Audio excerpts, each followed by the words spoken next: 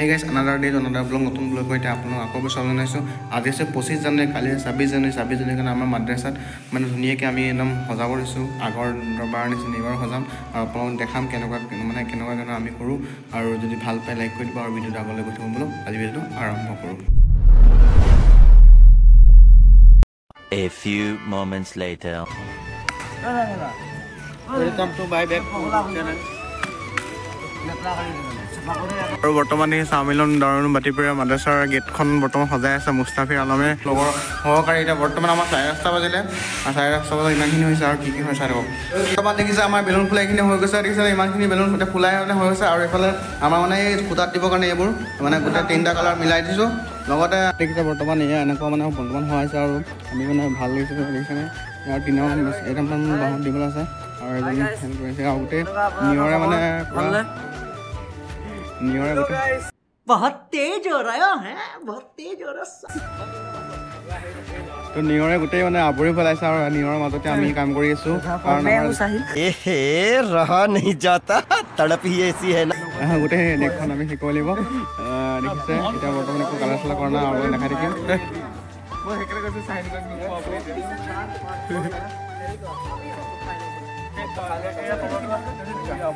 বনোৱা হৈছে আমাৰ ব্ৰইলাৰখিনি আমাৰ যোনে সহকাৰে লাগি দিছে এটা বনোৱা হৈছে খাবলৈ কাৰণে। ৰাতি বাজি গ'ল 1টা বাজি দিছে, চাহ লাগিছে খাই আছো। চবেই চাহ খোৱাৰ ৰেষ্ট লৈছে দেখিছেনে। গুড মৰ্ণিং অসমবাসী। আৰু এয়া দেখি আছে গোটেই ইয়াতে কষ্টত ফলত এতিয়া ৰাতিপুৱা হ'ল। ৰাতিপুৱা এতিয়া আৰু কি আৰু 5:30 বাজিছে। 5:30 উঠিলোঁ আৰু গোটেই কুমনি ঢাক খাই আছে। তাৰপিছত আমি যাব লাগিব তো বোলো আৰু কি দেখাব পাৰোঁ যিটো চাই থাকক। আৰু উপস্থিত আমাৰ অঞ্চলৰ গণ্যমান্য যুৱ ভাইসকল মুৰব্বীসকল তলবা আজিজ, আমি সকলোৱে এটি অতি পবিত্ৰ স্থানত আমি উপস্থিত হৈছোঁ বুলি আজি ভাৰতবৰ্ষৰ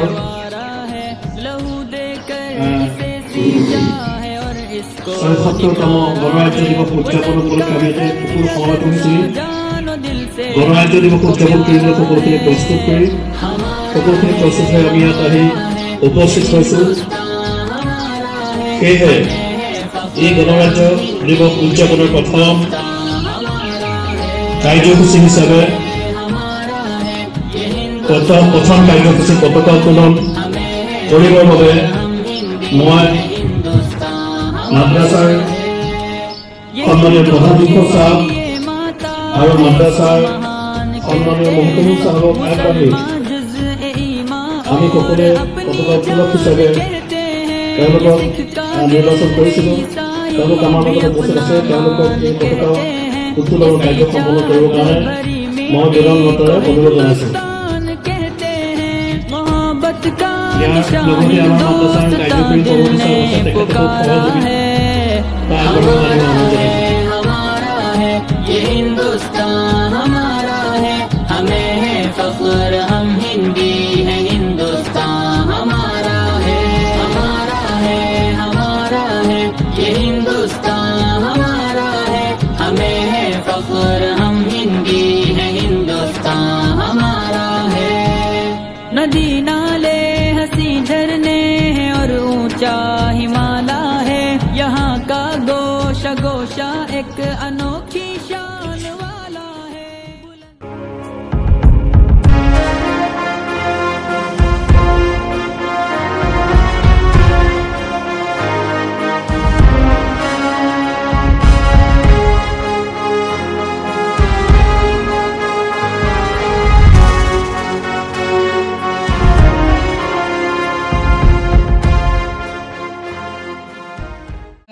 जहाँ से अच्छा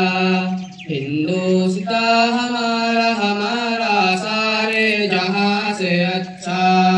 हिंदुस्तान हमारा।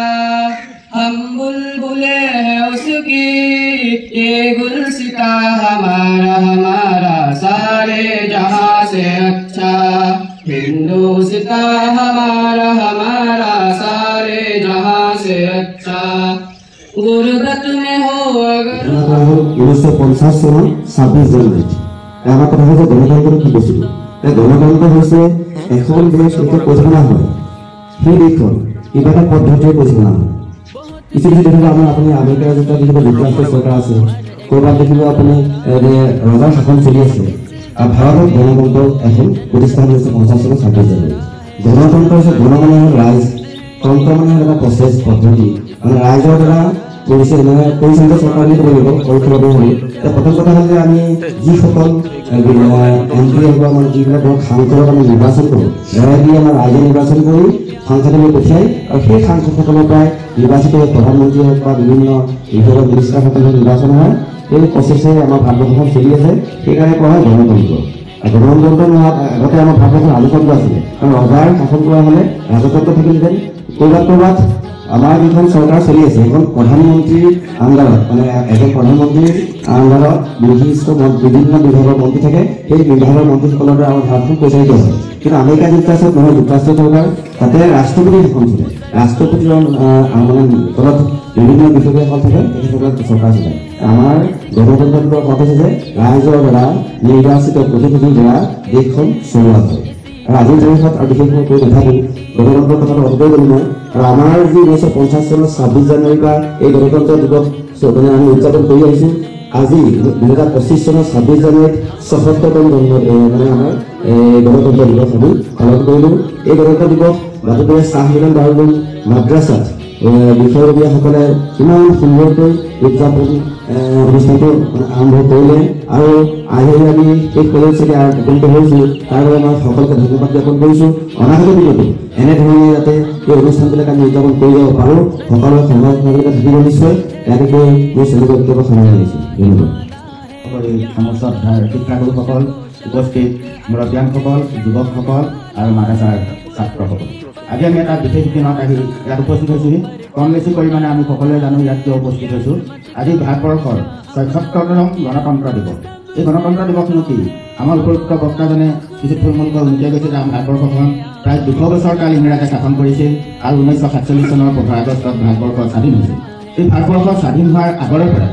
ভাৰতবৰ্ষৰ কাৰণে এখন নিজা সংবিধান প্ৰস্তুত কৰিবলৈ ৰচনা কৰিবলৈ আলাপ আলোচনা চলি আছিল আৰু সেই উদ্দেশ্যে ১৯৪৭ চনতে ভাৰতবৰ্ষত এখন সংবিধান সভা গঠন কৰা হৈছিল আৰু সেই সংবিধান সভাৰ সভাপতি আছিল ডক্টৰ ৰাজেন্দ্ৰ প্ৰসাদ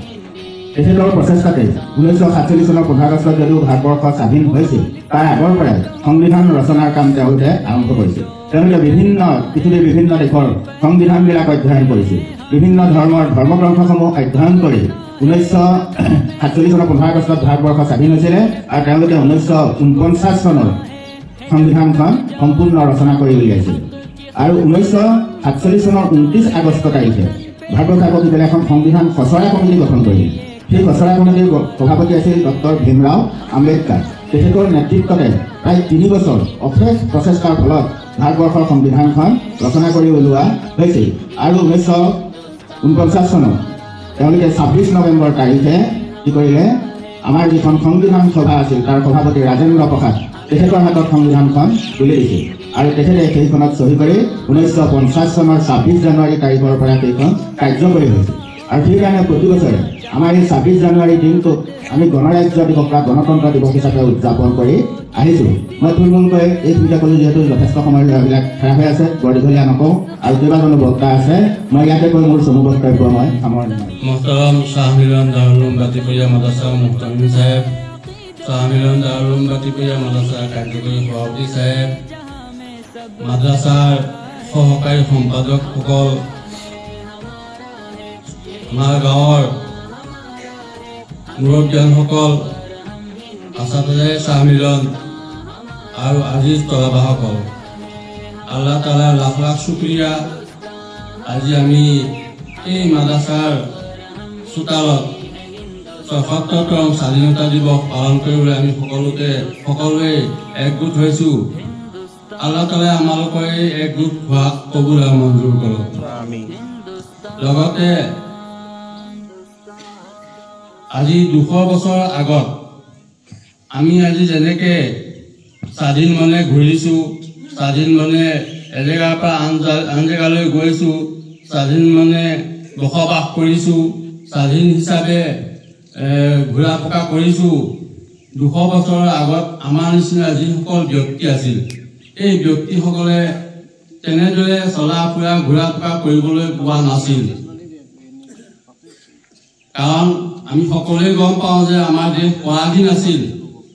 আনৰ তলতীয়া আছিল তেওঁলোকে যি আদেশ কৰে সেই আদেশ মানিবলগীয়া হৈছিল এই দেশ স্বাধীন কৰিবলৈ গৈ আমাৰ নিচিনা বহুত লাখ লাখ মুছলমানসকল অন্য ধৰ্মৰ মানুহসকল বিশেষকৈ আমাৰ নিচিনা বহুতো অলিয়া উলামায়ে কেৰামসকল শ্বহীদ হৈছিল তেওঁলোকক ফাঁচি দিয়া হৈছিল তেওঁলোকক বহুত অত্যাচাৰ কৰিছিল যিসকল বৰ্তমান আমাৰ মাজত নাই গতিকে আমাৰ সকলোৰে কাৰণে কৰ্তব্য হ'ল আমি সকলোৱে তেওঁলোকৰ কাৰণে দোৱা কৰিব লাগে যাতে আল্লাহ তাআলাই তেওঁলোকক জান্নাতুল ফিৰদৌছৰ নিয়ামত দি মালামাল কৰে তেওঁলোকৰ আখিৰাতৰ জীৱন শান্তিময় কৰি দিয়ে আৰু তেওঁলোকৰ দৰজা যাতে বুলন্দ কৰি দিয়ে সেই কাৰণে আমি সকলোৱে মনে মনে তিনিবাৰ সূৰা ইখলাছ পঢ়ো তো ভিডিও চাই কেনেকুৱা পালে যদি ভিডিও চাই অলপমান ভাল পাইছে তেনে লাইক কৰিব লগত সাবস্ক্ৰাইব কৰিব লগত বেল আইকন দবালে তো আজি ভিডিওটো ইমানটোৱে আছিলে তো বাই বাই এণ্ড জয় অসম মানে টোপনি আহিছে শুই যাওঁ দেই বাই বাই